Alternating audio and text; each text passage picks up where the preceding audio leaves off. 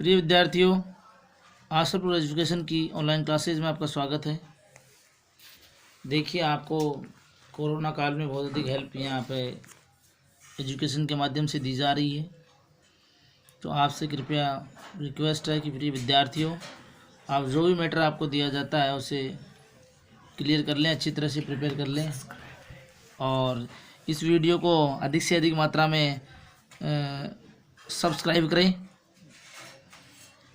लाल button दबाया और लाल button है इसके अंदर सब्सक्राइब का, उसको सब्सक्राइब करें। जब भी वीडियो आप देखें तो एक बार इसको क्लिक करें उस पर। यह आपसे बहुत बहुत अनुरोध है, मेरा रिक्वेस्ट है आपसे। जो वीडियो को लाइक ज़रूर करें आप। देखिए, कक्षा 10 के लिए आज फिर एक साइंस का वीडियो मैं आपके सामने लेकर उपस्थित हूँ। कक्षा 10 में हमने पहले 4-5 चैप्टर कंप्लीट हो चुके हैं अपने। अभी चैप्टर नंबर 7 एक बार मैं आपके सामने फिर ये परमाणु सिद्धांत। देखिए, परमाणु का सिद्धांत पिछली कक्षा में पढ़ा था आपने। तत्वों का आवर्ती वर्गीकरण और गुणधर्म। तो विद्यार्थियों, आप थोड़ा ध्यान से इसमें नोट करें, प्रयास करें, इसको देखें, अच्छी तरह से देखें। आपके सामने यहाँ पर एक बुक खुली हुई है, तो थोड़ा सा इसका भी आप देखना है आपको। ये है आपका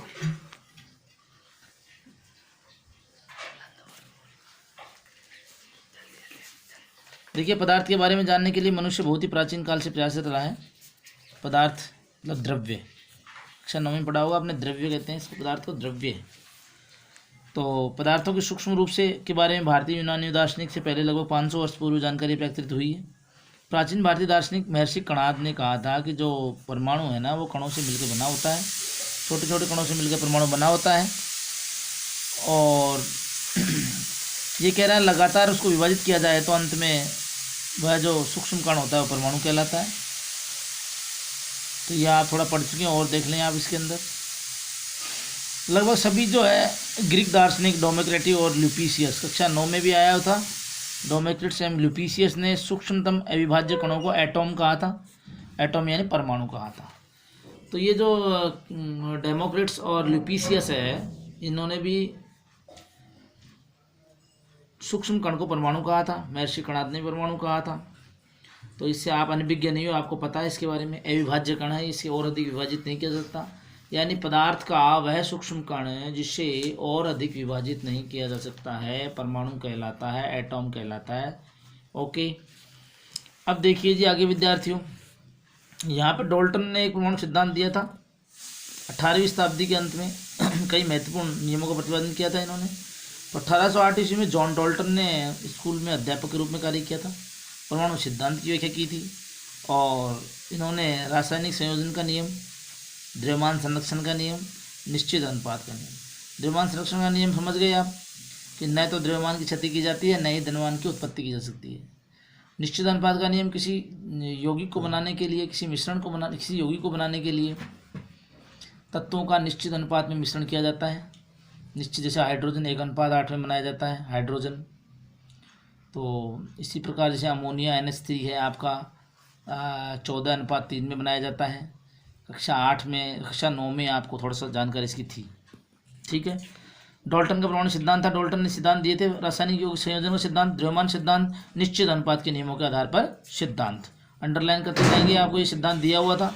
अब देखिए, इसके मुख्य अभिकृत निम्नलिखित प्रकार के थे। पदार्थ छोटे छोटे कणों से मिलकर बना होता है। थोड़ा स्टडी करें विद्यार्थी, इसको अच्छी तरह से लाइक करें, शेयर करें और जब भी आप पढ़ें इसको थोड़ा सा लाइक कर दें, ताकि गुरुजियों के भी, देखो आपको गुरुजी पढ़ाते हैं, मेहनत करवाते हैं, थोड़ा सा उनको भी मतलब और कुछ नहीं, मान सम्मान के लिए ही आपके साथ जीते हैं। और देखिए, परमाणु अविभाज्य कण है, यानी परमाणु को विभाजित नहीं किया जा सकता। तो मैंने पहले भी कहा था परमाणु अविभाज्य कण है, परमाणु को विभाजित नहीं किया जा सकता। और भिन्न भिन्न तत्वों के परमाणु में भार, आकार व रासायनिक गुणधर्म भिन्न भिन्न होते हैं और एक ही तत्व के समान होते हैं। तो एक ही तत्व होगा तो उसके समान होंगे और भिन्न भिन्न के अलग अलग होंगे, ठीक है। अलग अलग तत्वों के परमाणु सदैव छोटी छोटी पूर्ण संख्याओं के सरल अनुपात में संयोग करके यौगिक बनाते हैं। रासायनिक अभिक्रियाओं के परमाणु केवल पुनर्व्यवस्थित होते हैं। इन्हें रासायनिक अभिक्रिया के द्वारा न तो बनाया जा सकता है और न ही नष्ट किया जा सकता है। तो देखिए विद्यार्थियों, डाल्टन का परमाणु सिद्धांत बहुत सारे तथ्यों की व्याख्या नहीं कर पाया। परंतु इसके द्वारा परमाणु के बारे में वैज्ञानिक था प्रायोगिक तथ्यों के आधार पर अग्रिम अन्वेषणों की पुख्ता नींव रखी गई। यानी जो आगे जो वैज्ञानिक आए थे उनको तैयार मिला चिट्ठा एकदम से, भाई बिल्कुल तैयार कंप्लीट मिला, भाई हाँ जी अब ये पहले व्याख्या इसकी हुई थी, कुछ एक जानकारी उनको पहले से ही प्राप्त होगी ताकि वह अलर्ट रहें। तो इन्होंने कुछ अग्रिम सहयोग तो किया था पहले आगे आने वालों को। ठीक है, 19वीं शताब्दी 18वीं में था ये। 19वीं शताब्दी के अंत में यह ज्ञात हुआ कि परमाणु छोटे छोटे कणों से मिलकर विद्वान होता है। इन अपर्माणविक कणों की उपस्थिति के कारण परमाणु संरचना में और संशोधन हुए। देखो ध्यान देना विद्यार्थियों, कक्षा 9 में हमने ये पढ़ा था कि परमाणु सूक्ष्म कण है जिसे और अधिक विभाजित नहीं किया जा सकता है, लेकिन कक्षा 10 में हम देखेंगे कि परमाणु को भी विभाजित किया जा सकता है। नोट करना, नोट भी पॉइंट है, इंपॉर्टेंट फैक्ट है। परमाणु को विभाजित किया जा सकता है। परमाणु के अंदर जो छोटे छोटे कण उपस्थित होते हैं उन्हें कहते हैं अपरमाणविक। यहाँ पे नोट कर लेना, अंडरलाइन मोस्ट पर्सन आपका यहाँ पे बंद कर दिया मैंने डिब्बे में। यानी परमाणु के अंदर भी कण उपस्थित होते हैं विद्यार्थियों। जिस कक्षा 9 तक तो आपको पता ही नहीं था इस बात का, हो सकता है बता दिया हो सर ने, अच्छी बात है बता दिया, ठीक है, बेस्ट है।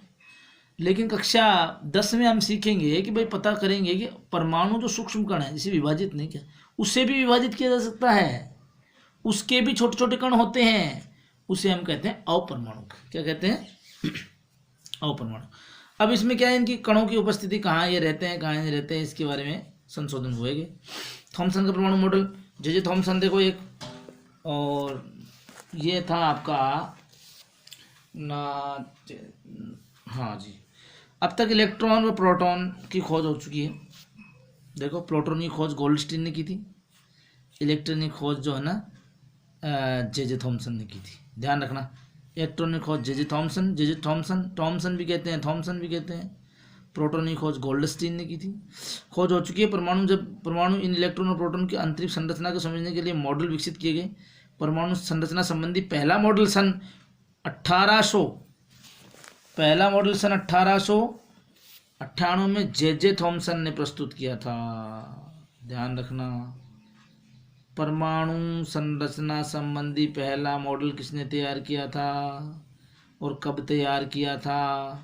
क्वेश्चन बन जाएगा, ध्यान रखना। कक्षा 10 बोर्ड में इंटरनल प्रश्न विद्यार्थी ज़्यादा आते हैं, पाठ के पीछे के प्रश्न भी आते हैं, लेकिन अंदर से भी प्रश्न दिए जाते हैं, तो इसको अंडरलाइन कर लेना। ठीक है, नेक्स्ट चलते हैं आगे, कुछ आगे टॉपिक की ओर हमारा चल रहा है, थॉमसन आ रहा है। अब देखिए विद्यार्थियों, यहाँ पर देखो उनके अनुसार परमाणु त्रिज्या आपको नोट करनी, ये भी इम्पोर्टेंट फैक्ट है। परमाणु त्रिज्या कितनी है? 10⁻⁻10 मीटर के आकार का एक धनावेशित गोला है। ये परमाणु धनावेशित गोला है, उसके अंदर ऋणावेशित उपस्थित रहते हैं, जिसमें समान मात्रा में ऋणावेशित इलेक्ट्रॉन वितरित रहते हैं। यानी धनावेशित गोला होता है ये, और उसके अंदर माइनस के कण जो धसे हुए रहते हैं। कक्षा 9 में पढ़ा था आपने, तरबूज का उदाहरण देखा होगा आपने। तरबूज में जो बाहर का जो खाने वाला जो रेड कलर में जो गुद्दा होता है उसे हम धनावेशित कहते हैं, और उसके अंदर जो बीज हैं वो सारे ऋणावेशित कार्य करते हैं। इसी प्रकार यहाँ बता रखा है, देखो धनावेशित गोला है, देखो ध्यान दें, ये पूरा धनावेशित गोला है, इसके अंदर इलेक्ट्रॉन आपके ऋणावेशित रूप में है। थॉमसन का प्रतिरूप पढ़ रहे हैं हम। इस सिद्धांत से परमाणु की विद्युतीय रूप में उदासीन होना तो स्पष्ट हो गया, परंतु आगे यह प्रतिरूप रदरफोर्ड के स्वर्ण पत्र प्रयोग को नहीं समझ सका। ध्यान रखना, ये जो परमाणु थॉमसन ने दिया था, ये आगे चलकर क्या किया इसने, रदरफोर्ड ने जो सोने की पन्नी पर प्रयोग किया था उसको नहीं समझा सका ये प्रयोग, अतः यह सिद्धांत शीघ्र ही निरस्त कर दिया गया और केवल ऐतिहासिक महत्व ही रह गया। यानी परीक्षा में आता है तो मतलब इसका सिद्धांत लिख देंगे, लेकिन ये भी परिपूर्ण नहीं था। इसका मतलब इसमें भी खामियां रही है और इसमें भी कमियां रही हैं, और उसको प्रयोग आगे रदरफोर्ड ने, यानी कि जैसा कि रदरफोर्ड ने प्रयोग किया था उसके बारे में ये पूरी व्याख्या नहीं कर सका। ठीक है विद्यार्थियों, इस प्रकार आपका ये था। तो देखिए, हाँ देखिए विद्यार्थियों, अब देखो यहाँ पर रदरफोर्ड जो हमारे पास आया था, रदरफोर्ड की स्वर्ण पत्र प्रयोग, यानी क्या किया, मुख्य बात सुन लो इसकी। रदरफोर्ड ने क्या किया, सोने की पन्नी पर अल्फा कणों की बौछार की थी। ठीक है, इसका प्रयोग आप देखो, उसको देख लेंगे कब इसका जन्म हुआ था। अल्फा कणों की बमबारी की थी। सोने की पतली झिल्ली ली है इसने, जिसकी मोटाई इतनी है, और उस पे उच्च ऊर्जा वाले अल्फा कणों यानी हीलियम के कण थे। किसके कण थे? हीलियम के कण की बौछार की थी। और अब देखिए इसमें क्या था, मतलब ये प्रयोग था इसका। थोड़ा सा आप ये देखो, दिख रहा है आपको अच्छी तरह से? थोड़ा पुस्तक का भी सहारा आप लिया करेंगे। तो ये आपने क्या किया, यहाँ पर जो दिखा है ये, यहाँ पर अल्फा कण से यहाँ पर एक अल्फा कणों की यहाँ से बौछार की गई। अल्फा कण यहाँ से दौड़कर इधर भेजे गए। ये जो बीच में रखी हुई है प्लेट आपकी सिल्ली जैसी आकार की, ये आपकी है अधिकतर कण आवेशित कर लेती है। यही आपकी वो है सोने की पन्नी है। देखो नीचे लिखा हुआ है पतली सोने की पन्नी, गोलाकार प्रतिदीप्त आवरण। इस पर बौछार की गई। तो जब बौछार की गई तो उन्होंने क्या देखा कि सारे जो कण है ना वो इसके अंदर से निकल गए। लगभग कुछ कण विक्षेपित हो गए, लेकिन एक कण ऐसा था जो लौट कर वापिस आ गया 180 डिग्री के कोण पर। कितने कोण पर? 180 डिग्री कोण पर यह लौट कर आ गया था। तो इसी प्रकार देखो यहाँ पर इन्होंने बौछार की, तो यहाँ पर देखो अधिकांश कण सोने की झिल्ली को बिना विक्षेपित किए सीधे निकल गए। यानी बहुत से कण तो सीधे निकल गए हैं। बहुत कम कण ऐसे हैं जो कुछ कोण से विक्षेपित हुए। जैसे एक कण ये देखो, ये रहा, ये यूं आके यूं हो गया, तो ये एंगल बन गया। यहाँ पे देखो ये कोण बन गया। इधर देखो विद्यार्थियों, यहाँ ये कोण बन गया, इधर यहाँ पे कोण बन गया। और ये देखो सीधे गया, ये सीधा गया, ये सीधा गया, ये सीधा गया। ऐसे बहुत से कण तो सीधे चले गए, और कुछ कण ऐसे जो एंगल बना के निकल गए।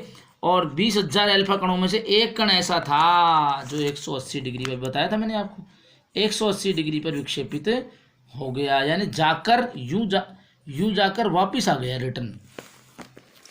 तो आपका यह परिणाम विश्वसनीय, देखिए उतना परिणाम विश्वसनीय था। जैसे अगर आप 14 इंच की तोप के गोले को टिश्यू पेपर से टुकड़ों पर मारे तो वह लौट कर आपको ही चोट पहुंचाए। यानी इस प्रकार का हो गया। 14 इंच का कोई तोप का गोला है, जो आपने एक पेपर के ऊपर मारा और वो गोला है ना वापिस लग के वापिस आ जाए, असंभव सी घटना हुई ना।